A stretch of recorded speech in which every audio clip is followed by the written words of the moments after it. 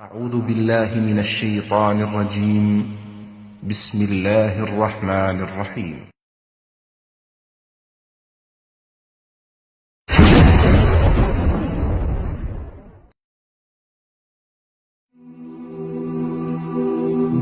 মৃত্যু এমন এক বাস্তবতা যার থেকে কেউ পলায়ন করতে পারবে না। প্রত্যেকটি প্রাণীকেই মৃত্যুর স্বাদ আস্বাদন করতে হবে। আল্লাহ তাআলা পবিত্র কালামে মাজিদে ইরশাদ করেন, কুল্লু নাফসিন যায়িকাতুল মাউত, প্রতিটি প্রাণী ওই মৃত্যুর স্বাদ আস্বাদন করবে। কুল ইন্নাল মাউতাল্লাযী তাফিররুনা মিনহু ফাইন্নাহু মুলাকীকুম, হে নবী আপনি বলে দিন, মৃত্যু যার থেকে তোমরা পলায়ন করছো সে অবশ্যই তোমাদের সাথে সাক্ষাৎ করবে। আইনামা তাকুনু ইউদরিকুমুল মাউত ওয়ালাউ কুনতুম ফি বুরুজিম মুশাইয়াদা, তোমরা যেখানেই থাকো না কেন মৃত্যু তোমাদেরকে পাকড়াও করবেই, যদিও তোমরা সূর্য দুর্গে অবস্থান করো। লিকুল্লি উম্মাতিন আজাল ইযা জাআ আজালুহুম ফালা ইস্তাখিরুনা সাআতান ওয়ালা ইস্তাকদিমুন, প্রত্যেকটি জাতিরই মৃত্যুর জন্য একটি নির্ধারিত সময় রয়েছে। যখন সেই নির্ধারিত সময় চলে আসে তখন তার থেকে এক মুহূর্ত আগ পিছ করা হয় না।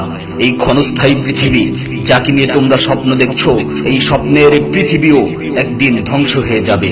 কিয়ামতের সময় যখন নিকটবর্তী হবে তখন আল্লাহ সুবহানাহু ওয়া তাআলা নিজের দায়িত্বপ্রাপ্ত ফেরেশতাকে সিংহায় ফুৎকার দেওয়ার আদেশ দিবেন।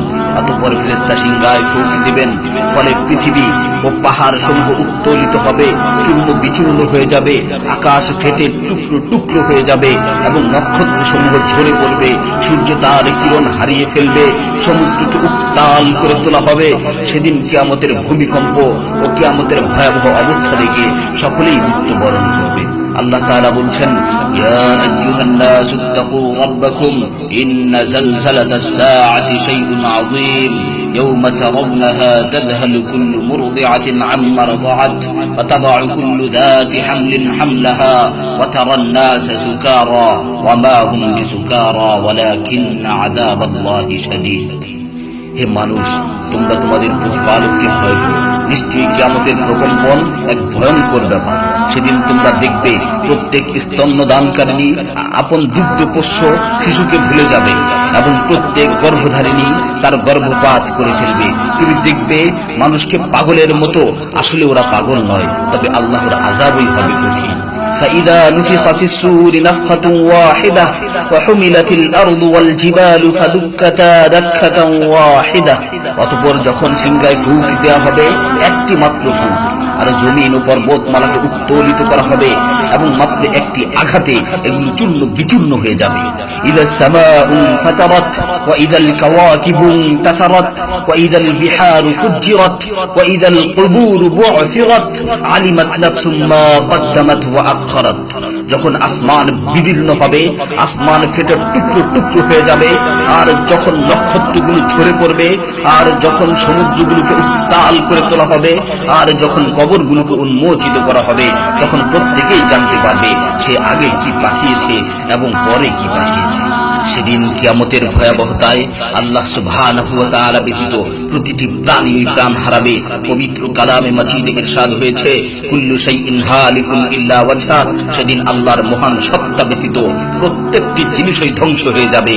কুল্লু মান আলাইহা ফান ওয়া ইয়াবকা ওয়াজহু রাব্বিকা যুল জালালি ওয়াল ইকরাম, সেদিন জমিনের উপর যা কিছু রয়েছে সবই ধ্বংস হয়ে যাবে, আর শুধুমাত্র মহামহিম ও মহানুভব আল্লাহ সুবহানাহু ওয়া তাআলাই বাকি থাকবেন।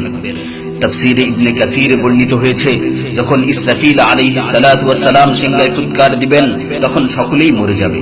মালাকুল মাউত মৃত্যুর ফেরেশতা এসে আল্লাহ তাআলাকে বলবে, হে আল্লাহ, সকলেই মরে গেছে। তিনি জিজ্ঞেস করবেন, অবশিষ্ট কে আছে?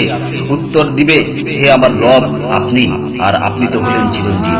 এছাড়াও বাকি রয়েছে জিবরাইল, মিকাইল ও আরশ বহনকারী ফেরেশতাগণ। আল্লাহ তাআলা বলবেন, জিবরাইল ও মিকাইলেরও মৃত্যু হওয়া উচিত। মৃত্যুর ফেরেশতা মালাকুল মাউত বলবে, হে প্রভু, জিবরাইল ও মিকাইলও মরে গেছে। আল্লাহ তাআলা জিজ্ঞাসা করবেন, এখন আর কে বাকি আছে? সে বলবে, এখন আমি বাকি আছি ও আরশ বহনকারী ফেরেশতাগণ বাকি আছে। তখন আল্লাহ তাআলা বলবেন, আরশ বহনকারীদেরকেও মরতে হবে, তারাও মরে যাবে। আল্লাহ তাআলা আবার জিজ্ঞাসা করবেন, এখন কে বাকি আছে? মালাকুল মাউত আজরাইল আলাইহিস সালাতু ওয়াস সালাম বলবেন, হে আমার রব, এখন আপনি বাকি আছেন এবং আমি বাকি আছি। তখন আল্লাহ তাআলা আজরাইল আলাইহিস সালাতু ওয়াস সালামকে বলবেন, তুমি তো আমার মাখলুক, সুতরাং তুমিও মরে যাও। তিনি তৎক্ষণাৎ মরে যাবেন এবং শুধুমাত্র আল্লাহ তাআলাই বাকি থাকবেন। অতঃপর আল্লাহ সুবহানাহু ওয়া তাআলা জমিনকে ভাঁজ করে ফেলবেন এবং তিনি 3 বার বলবেন, আনাল জব্বার, আনাল জব্বার, আনাল জব্বার, আমি প্রতাপশালী, আমি প্রতাপশালী, আমি প্রতাপশালী। অতঃপর তিনি 3 বার জিজ্ঞাসা করবেন, লিমানিল মুলকুল ইয়াউম, লিমানিল মুলকুল ইয়াউম, লিমানিল মুলকুল ইয়াউম, আজকের রাজত্ব কার, আজকের সার্বভৌমত্ব কার, আজকের আধিপত্য কার? জবাব দেওয়ার মতো কেউই থাকবে না। তিনি আবার উত্তর দিবেন, লিল্লাহিল ওয়াহিদিল কাহ্হার, আজকের রাজত্ব, আজকের সার্বভৌমত্ব, আজকের আধিপত্য পরাক্রমশালী একমাত্র আল্লাহ। ইবনে ওমর রাদিয়াল্লাহু তাআলা আনহু হতে বর্ণিত অপর এক হাদিসে ইরশাদ হয়েছে, কিয়ামতের দিন আল্লাহ সুবহানাহু ওয়া তাআলা আসমান জমিনকে ভাঁজ করে নিজ হাতে গুটিয়ে নেবেন। অতঃপর বলবেন, আনাল মালিক, আনাল জব্বার, আনাল মুতাকাব্বির, আমি বাদশা, আমি প্রতাপশালী, আমি অহংকারী। আইনা মুলুকুল আরদ, আইনাল জব্বারুন, আইনাল মুতাকাব্বিরুন, দুনিয়ার রাজা বাদশারা কোথায়, দুনিয়ার প্রতাপশালীরা কোথায়, দুনিয়ার অহংকারকারীরা কোথায়? তখন আল্লাহ তাআলা সুউচ্চ কণ্ঠে 3 বার জিজ্ঞাসা করবেন, লিমানিল মুলকুল ইয়াউম, লিমানিল মুলকুল ইয়াউম, লিমানিল মুলকুল ইয়াউম, আজকের রাজত্ব কার, আজকের সার্বভৌমত্ব কার, আজকের আধিপত্য কার? অতঃপর তিনি 3 বার উত্তর দিবেন, লিল্লাহিল ওয়াহিদিল কাহ্হার, আজকের সার্বভৌমত্ব, আজকের রাজত্ব, আজকের আধিপত্য প্রতাপশালী একমাত্র আল্লাহ সুবহানাহু ওয়া তাআলা।